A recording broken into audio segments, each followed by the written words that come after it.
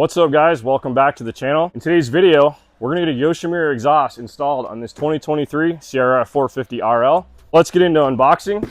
I'm excited to see how this bike is gonna run and obviously sound once we get this bad boy installed. So let's get into it. So as you guys can see, this is not a standard stock CRF450RL. However, it is a brand new bike. It also has our big wheel kit installed. You guys can see we're gonna run into some tire clearance issues. So while we're doing this install, we're gonna talk about exhaust spacing and also what it takes to get it to fit around this big fat tire that's on this bike. So let's unbox this.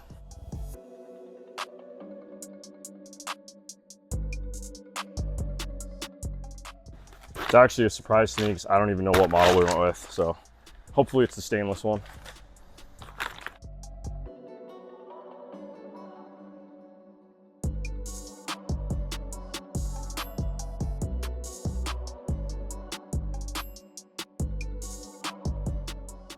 We do a lot of shipping, so it's fun to see how other companies do it. So you can see right here, they got fancy with the shipping on this can. Got a nice protector around it, which is neat.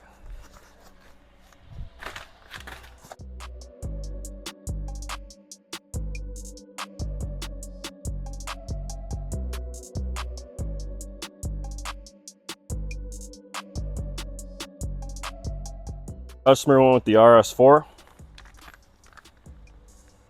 Man, I like the graphics they put on this. Nice welds. We've done a lot of exhaust installs over the years. Always had good luck with the Yoshimura. I try to tell people to either go with FMF or Yoshi on the dirt bikes. If you're running an ATV, definitely recommend RP. He's just killing it with his exhaust. Look at that. Carbon end cap. Very nice. All right, let's flip around to the other side and let's get the stock system taken off this bike.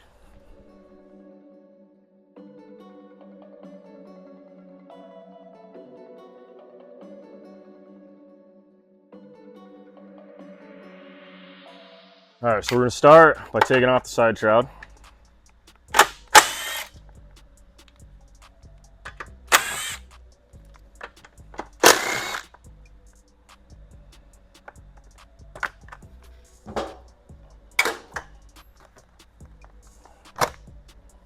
So we got a couple 10 mils right here.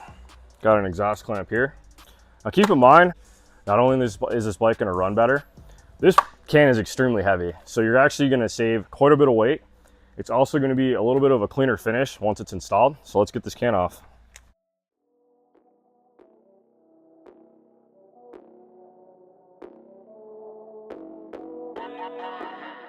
All right, so what we're gonna do is, I can see how heavy this is. I just had the other one in my hand. We're gonna get the scale out. We're gonna do a comparison of how much these two actually weigh and figure out how much weight you're actually gonna save on this bike. So I'm gonna compare the head pipe with the muffler to the Yoshi setup. So we've got two 12 mils up here on the head pipe. Got the nice acorn nuts on there.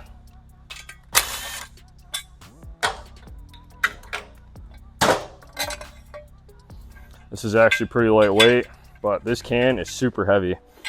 I'm gonna go grab the scale. All right, got this ginormous exhaust here. So just the can is 13 pounds. Make sure we're on the scale all the way. So we've got 15 pounds on the stock system. I'll take guesses of what the other one's gonna weigh.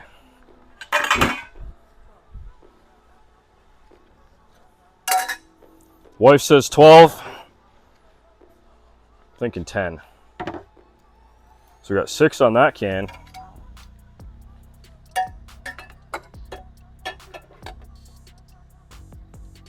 Got to get the mid pipe. 8.5. Cutting your weight in half, which is insane for, and this is not the lightest system they sell. You could go lighter if you really wanted to, but this is going to be a reliable system. Because this stainless, believe it or not, does hold up quite a bit more than the other systems. Had good luck with the stainless in the past. Does real well with like rocks and dings and all that fun stuff. It's actually easy to repair too. If you ever get a crack or something like that, easy to go back and TIG weld it. Cool. So I'm sure some of you guys were wondering about the weight savings. I think on a bike like this, that's probably the most important thing you can look at. So let's be real. I mean, you know, you check the specs on the RL versus the motocross bike, and it's kind of overwhelming how heavy it can be compared to the stock CRF450R. So just putting this on here is a huge upgrade. All right, let's start by putting the head pipe on. All right, so right here you guys can see got a couple springs that are going to go on here. So we're going to get this on here. This bike is brand new. We're going to reuse the OEM gasket. Nothing wrong with it.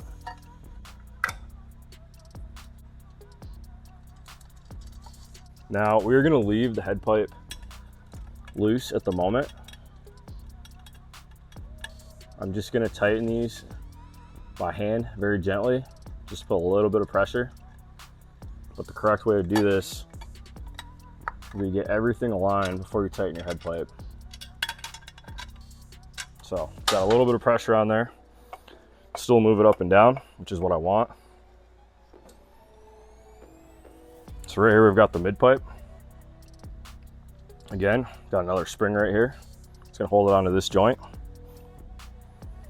All right, so we're gonna go ahead and reuse the factory bolt. Just gonna gently slip it on. Just like that. You guys can see the hole lines right up.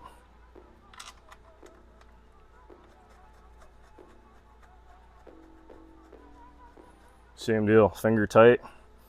Keeping everything semi-movable. Got a little bit of play in this hole. This is still loose, so I can still rotate.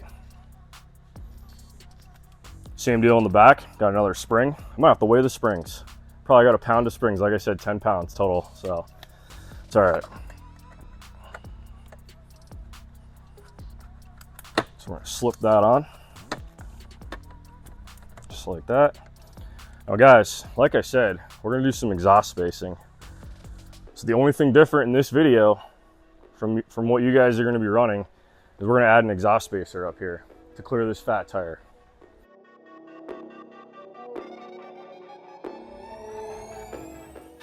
All right guys, so the way they designed their system, so they actually include an aluminum spacer, a bolt, and some springs, and of course a spring puller. Now we're gonna add an additional spacer for our big wheel kit. Now this can is already a low profile can, so it's gonna actually aid in clearing the exhaust.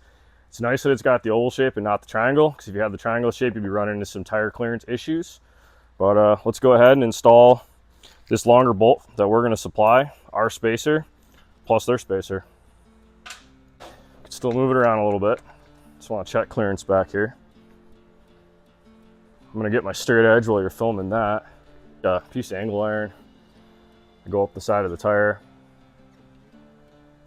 You guys can see we're gonna have about a 1/4 inch gap. Now keep in mind, the way the arc is of the tire, it's actually gonna go on an arc because this is basically a giant, if you think of it, it's a giant circle pivoting on the center right here on this pivot bolt. Now your tire is actually gonna arc up like this. So this is gonna make contact here and here. Now you just want to double check when you are moving your tire up and down. You want to make sure you've got clearance. You're probably going to end up with a little bit of rubbing here. It's going to be really close if you get a buildup of dirt on the tire. Most importantly, when you're hitting jumps, you want to make sure the tire will cycle and clear the side of the can. Now you can do this a couple of different ways. It really just depends on the model of the bike. This is more, it's an install video, yes, for the Yoshimura exhaust, but I'm also teaching our customers what to do when they have this bike if they have a clearance issue. But from what I'm seeing right here, just checking clearance. So the way this tire is going to go, it's going to come up and pretty much clear the whole side of the can.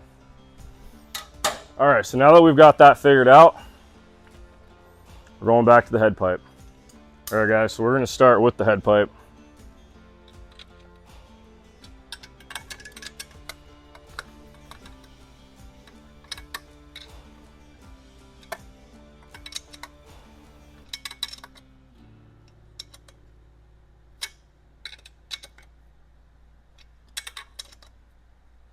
You can get out your owner's manual, double check your torque specs.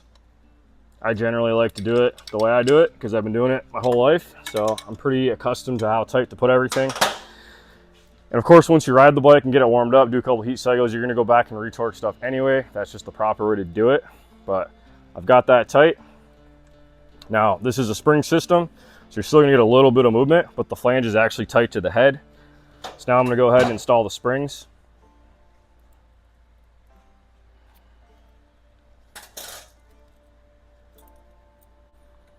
I like how they include the spring tool. Don't gotta go run into the toolbox for the 100th time. Very handy.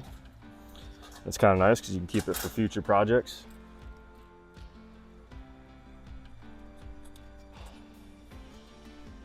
Got to spin that so you can see the logo, just because it looks cool.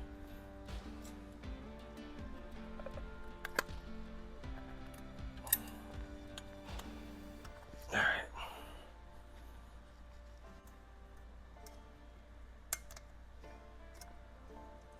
There we go. This is already tight. Got a 10 mil right here. Just keep in mind, you eliminated the exhaust clamp, so that's one less bolt to think about. All right, there's that guy. Let's go back to the 12.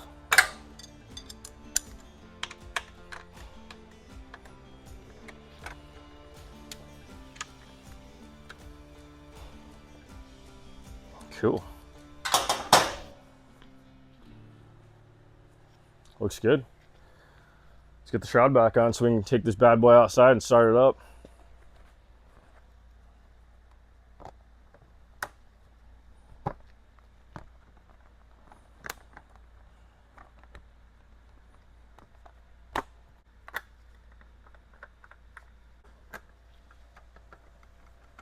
I've had some guys in the past kind of question running exhaust spacers. I mean, if Yoshimura does it, I'm pretty sure we can do it. So it just shows you, if you've got to do some clearancing on your exhaust, instead of bringing the mount over, you can add a spacer and make it semi-universal for different bikes. I'd say out of everything I did this week, this was probably the easiest thing, so pretty excited about it. Again, I'm just hand torquing everything. We're gonna go back through, we're gonna retorque everything after we start it up and test ride it. I've got a whole big wheel kit to go through and do a bolt check on. There it is. All right guys, last step before you start your bike up. Nobody really talks about it. Maybe they do. I just haven't seen it. Take some rubbing alcohol. Get that head pipe wiped off, because you got to get all your oil off of that pipe. I generally just have dry hands because I wash them so much every day, but if you have oily, sweaty hands, you're going to leave some funny marks on there the second you start the bike up. And that's the last thing you want, because this is going to get a nice color to it once it runs.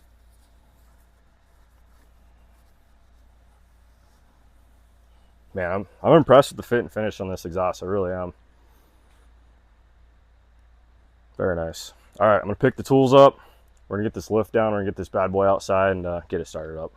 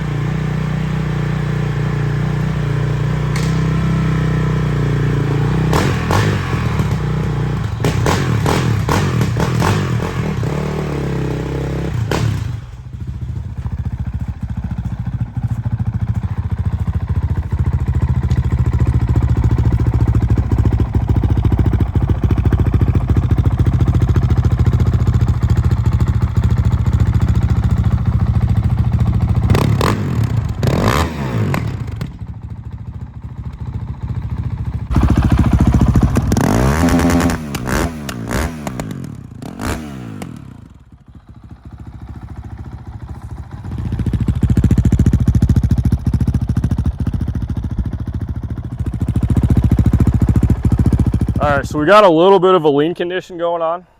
I'm gonna put the baffle in, just see how it runs. This customer is not installing a tuner just yet, so I am going to recommend the Vortex ECU.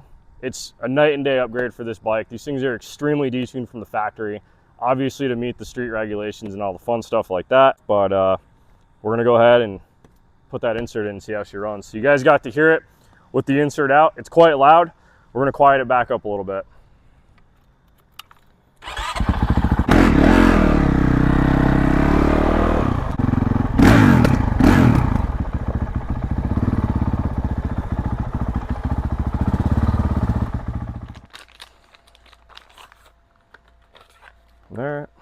There she is. I don't think it's going to do a whole lot, but it might help a little bit. So like I said, it is slightly lean right now. So we're going to go ahead and put the spark arrestor in.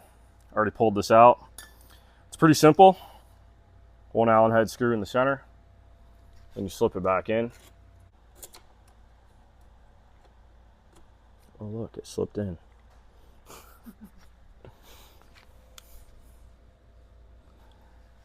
If you have any issues getting your spark arrestor screen in, I just took some pliers.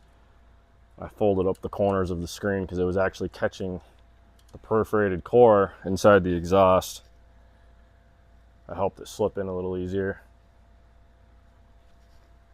I'm impatient as hell, so I did this while the exhaust was hot, and I was too excited. So if your exhaust is hot and you want to blow the end of it with some air, that'll get you going in the right direction. I still think this bike's going to need a tuner no matter what. Anytime you guys install a performance exhaust on your bike, especially if you do any air filter mods, I recommend a tuner. There's a handful of them on the market. The Vortex is going to be the most expensive. I'll see if I can find some clips because we have installed them on a couple builds in the past. They really do make a big difference. All right, so I'm going to put a chest cam on. We're going to take this thing for the first ride down the road, see how it feels, get you guys a good sound clip going.